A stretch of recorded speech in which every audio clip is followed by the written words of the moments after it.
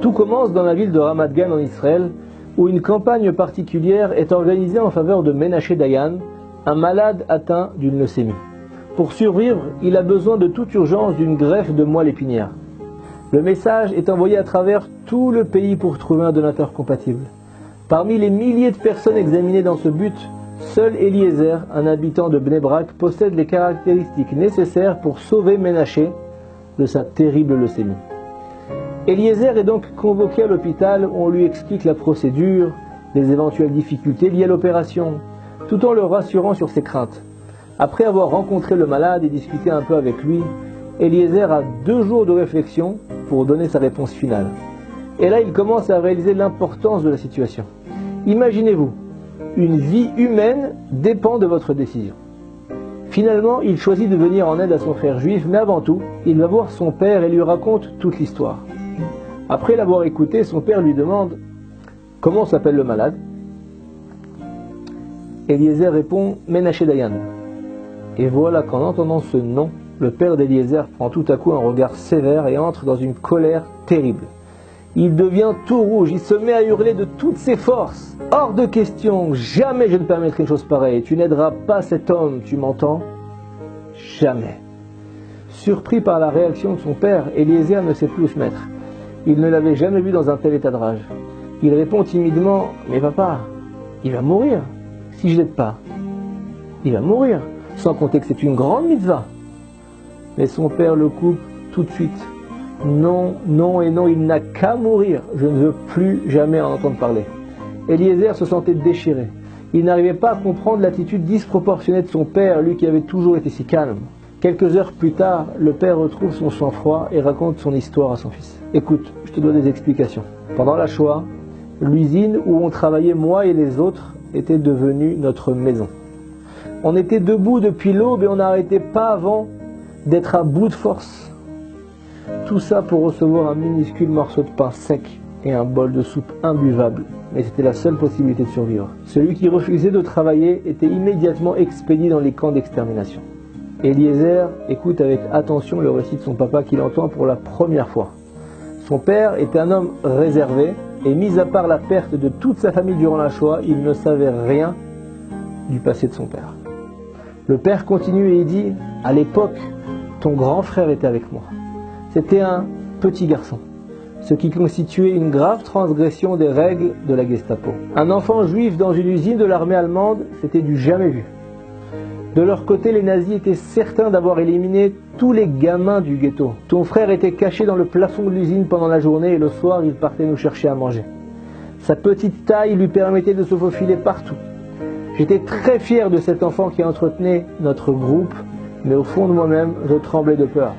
Je savais qu'à chaque fois qu'il sortait la nuit, il y avait une chance que je le perde, qu'il ne revienne pas. Mais il était tellement content de pouvoir aider tout le monde. Dans le ghetto, il y avait un juif dont la position était enviée de tous, même des nazis. Il était expert en fabrication de bombes et avait 2 gardes du corps. Les Allemands avaient besoin de lui, de ses connaissances, de son savoir-faire. Tout le monde savait qu'il fallait se méfier de lui. Mais je me suis un jour retrouvé impuissant. Le jour où il est entré dans notre chambre, un bâton à la main. Il a commencé par tout mettre en désordre et puis il s'est mis à frapper violemment le plafond avec son bâton. J'étais pétrifié. Je ne pensais qu'à ton frère caché là entre les lattes. Mon fils, mon enfant, la lumière de ma vie, le seul survivant de toute ma famille à ce moment-là. Cet homme sans cœur continue à taper à droite, à gauche, une secousse, puis encore une autre. Puis tout à coup, quelques lattes ont cédé et ton frère est tombé. Le pauvre, il était terrorisé. Ce traître l'a emporté devant moi pendant qu'il gémissait « Papa, papa !» Ensuite, j'ai entendu 2 coups de feu. Cet homme au cœur de pierre avait tué mon fils. Et d'une voix étranglée par l'émotion, le père termine son histoire en disant « Et maintenant, tu voudrais que je te laisse sauver la vie du fils de ce traître ?» Son nom de famille était Dayan.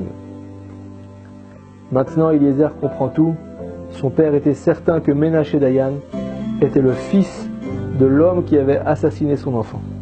Malgré tout, Eliezer ne renonce pas. Et il lui dit « Mais papa, je ne te comprends pas, comment peux-tu être certain que Menaché est bien son fils ?» Il y a sûrement beaucoup d'autres familles qui portent le nom d'Ayaan aujourd'hui. Tu n'as pas envie d'en avoir le cœur net en organisant une petite rencontre? Tu sauras tout de suite si c'est bien lui ou pas. Je t'en supplie, une vie est en jeu. Après une longue réflexion, le père d'Eliezer finit par accepter difficilement de rencontrer Ménaché, son père. Le moment venu, il n'a pas le temps de poser les yeux sur lui qu'il pousse déjà un cri d'angoisse. C'est bien lui sans aucun doute. Ce traître, il le reconnaîtrait entre mille, même après toutes ces années. Mais à cet instant, le père de Ménaché reconnaît lui aussi le père d'Eliezer et prend la parole. Écoutez, je sais que vous me haïssez depuis des décennies. Mais moi, je n'ai jamais perdu l'espoir de vous retrouver pour vous expliquer enfin ce qui s'est réellement passé ce jour-là. S'il vous plaît, laissez-moi vous raconter la vraie version des faits. Les nazis avaient compris qu'un jeune enfant volait de la nourriture pour votre groupe. Ils voulaient se venger en vous éliminant tous. J'ai appris ce qu'ils comptaient faire et je leur ai proposé mon aide. Je leur ai promis d'attraper le gamin responsable des vols et d'en faire un exemple, et en échange, ils ont accepté d'épargner tous ceux qui se trouveraient avec lui. Quand j'ai trouvé votre fils, il avait tellement peur que son corps tremblait sans arrêt.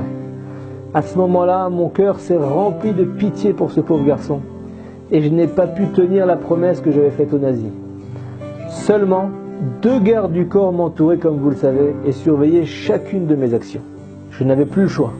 J'ai pris mon arme et je les ai abattus chacun d'un coup de feu. Ensuite, j'ai confié votre enfant à la direction d'un couvent des environs. Évidemment, les Allemands n'ont pas tardé à découvrir ce que j'avais fait. Ils étaient fous de rage et ils me l'ont fait payer très cher. Ils ne m'ont pas tué, ils avaient trop besoin de moi. Par contre, rien ne les empêchait de me faire souffrir. Ils m'ont fait subir des tortures inimaginables et ils m'ont handicapé à vie. Après la guerre, je suis retourné au couvent. On m'a rendu l'enfant, mais je ne savais pas comment retrouver ses parents. Je l'ai élevé comme mon propre fils. J'ai fait tout ce qui était en mon pouvoir pour retrouver ne serait-ce qu'un seul membre de sa famille, mais j'ai échoué. Quant à moi, je n'ai jamais mérité d'avoir des enfants. La lumière de ma vie, c'était ce garçon, votre fils, que j'ai appelé Ménaché. Je vous ai cherché pendant des années à travers le monde entier. Et aujourd'hui, grâce à sa maladie, je vous ai enfin retrouvé. Votre fils Eliezer est le seul donneur compatible pour Ménaché pour une raison très simple. Ce sont 2 frères. Impossible de décrire la tempête d'émotions qui a envahi à ce moment-là le père d'Eliezer. Il était subitement réuni avec son fils disparu après des décennies à se ronger le cœur de ressentiment, de colère, de haine pour celui qui avait en fait sauvé la vie de son fils au péril de sa propre vie.